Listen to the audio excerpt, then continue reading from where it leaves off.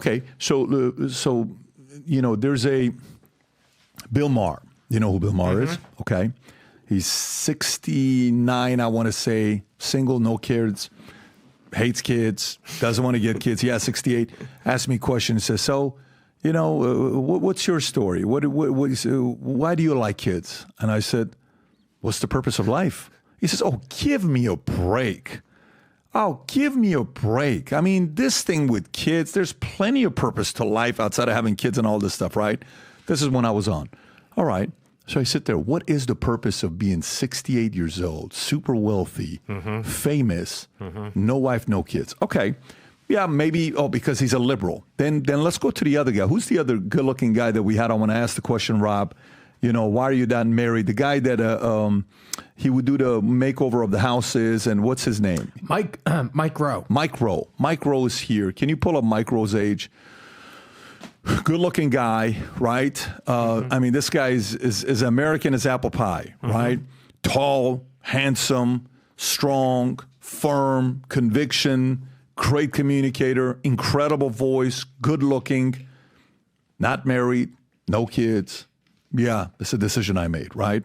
And we even had one other one where I asked the same question as well. Larry Elder, I don't know if you know Larry Elder, right? Larry Elder, do you know who he is? Commentator? Commentator Larry Elder. Same thing. No kids, 72 years old, right? The three couldn't be more different, right? Yep. But they chose to live a life not having a kid. The argument on one person could be like, well, I just don't want the responsibility, and I wasn't going to be a good father. If I would have had a kid, the life I was living, I wanted to be a father that could give time, but I was not going to do anything else but that. You have 5 kids. How many kids do you have? Is it three boys? 3 boys. Yep. Okay. So one of them is a doctor, right? That's a brother. Your brother's a doctor. Yeah. What do the 3 do? 2 of them are ministers. They work with me at the church and on campuses, and one is in financial services. Financial services. Yeah. Really? Oh, yeah. Okay. In Connecticut. In New York City. Okay, fantastic. Well, good for him. I was in it for 20 years. It's a great business to be a part of. So what have been some of the greatest highs you've ever had in your life? Greatest highs you've ever had? Were moments where you go to and you say, Patrick, I cannot even tell you what I felt like on the day when, ... You bet. First greatest high is when I first experienced the presence of God, which meant God is real now. I'd been taught it at church by my parents, but that first time when I was 9 years old and I experienced the presence of Christ with me, that was incredible. Second one was my wife. When she said yes to me and we got married and she committed her life to me till death parts us, wow, that was amazing. And she's been an amazing partner and wife to me. And then thirdly, I got to be there when our 3 boys were born. Oh my goodness. The doctor was a hoot.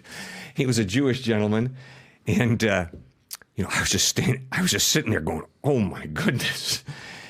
And he says, something, for a minister, you're awful quiet. I said, well, what does that mean? He said, well, the last minister, I delivered his child, and the guy was lying out on the floor praising the Lord.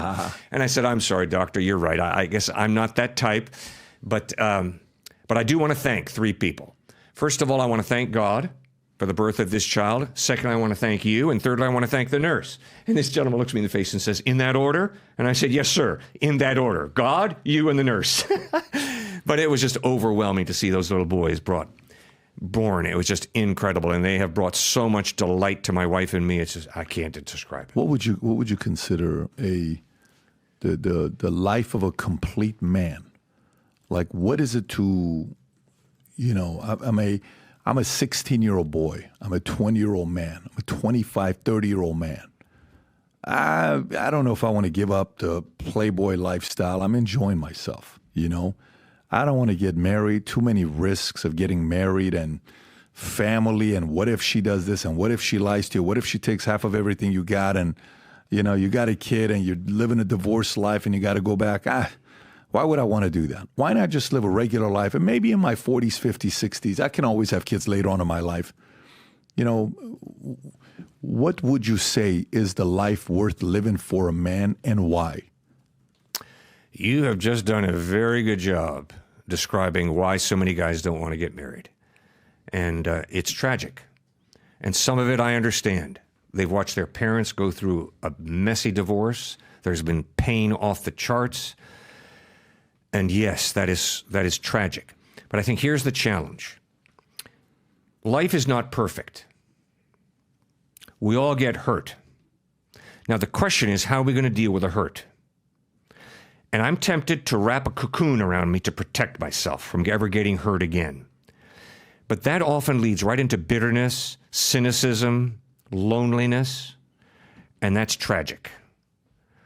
So the challenge is to experience the love of Christ, the love of God, His healing, and allow Christ to be the security in your life.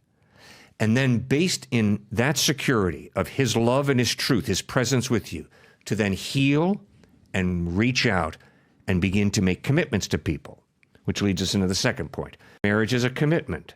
And in our culture, commitment is a dirty word. I don't want to commit to you. I want to leave my options open. The problem with that is it leads to loneliness. It leads to superficial relationships. It leads to trivializing life. When you make a commitment to a person, you bring security into their life by telling them, I'm going to be with you till you die. Do you know how much security that brings into another person? Do you know how much strength that brings to another person? And then when you bring little children into the world and love them with the love of God and celebrate them and get to know them and watch them develop, it is absolutely incredible. It brings so much joy, so much delight to life.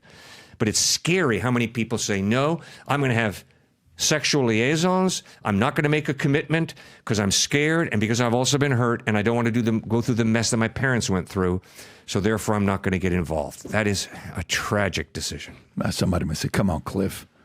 You're the son of a pastor, man. I mean, your father and your mother set a great example. 56 years married, 6 kids. Your dad spoke 5 languages. My dad only spoke 1 language. Shut up and get the hell out, right?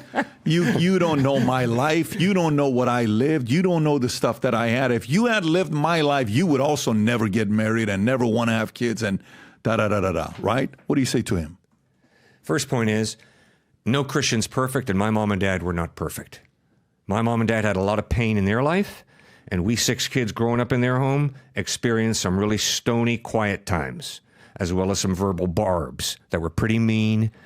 And if anybody tells me we're not sinners, I'm going to say, I'm sorry. That couldn't be further from the truth. Because my mom and dad were devoted to Christ, but they struggled in their marriage big time.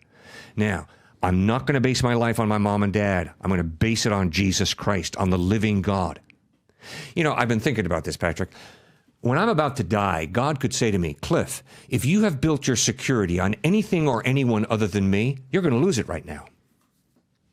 Cliff, you're going to lose everything except me. And that's what real faith is. My security, my identity is found in Christ and in God. Therefore, I don't have to be afraid. I don't have to live a life responding to the pain I've experienced growing up. Instead, I can be secure in Christ, strong in Him, and then reach out and, yes, take risks. And of course, marriage is a risk. You bet it's a risk. But it's a risk well worth taking, I would argue. Do you know the last time we introduced this hat, what happened to it? Within seconds, it sold out. We ordered 1,000 of these. Like this, it was gone. And we got hundreds of emails saying, hey, I want one of these. Can you please put it back up again for us to order? So this is what we're doing just to prepare on what's going to happen. Because the Olympics are about to start, and because those of you who watch this podcast love America, this hat says USA on the front of it. If you're proud American, you love America, sport this hat. On the site, it says Future Looks Bright. On the back, it says Valuetainment. On the side, it's got the American flag. And on the lid, it says the future looks bright. Never have we had a merch that sold out as fast as this. So here's what we're doing. That's the QR code. You go out there. We have a special USA gear, Team USA gear that is here on vtmerch.com. I'm telling you right now, when you go there, it's going to tell you on back order, but it's going to be first come, first serve because we're ordering. There's some amount that's going to go out immediately, but some of it's going to be on back order. The shirts, the hats, highly, highly recommend during this season, the next 3 to 4 months. When you go to work, maybe you don't want to feel like you want to wear some other hats, but maybe you're comfortable wearing a Team USA hat. Sport this gear when you're going to work, when you're going out over the weekend. Let people know you're proud to be an American. We got the gear here for you. A bunch of different things. If you can zoom in on a couple of those shirts when you order it, it says USA on the front, and it says Future Looks Bright on the back, and it's got the American flag on it as well. So again, go to vtmerch.com, place your order. Don't be one of the ones that hesitates. Order 2, 3 for your friends, your family, your peers. There's even gear for women. The last time we had some female gear that we announced, women's gear we announced, it actually went very quickly. I got a bunch of pictures as well of people. When you get this gear, sport it, tag us. We share it on the podcast while we're going through it. So again, do your thing. So if you like this clip and you want to watch another one, click right here. And if you want to watch the entire podcast, click right here.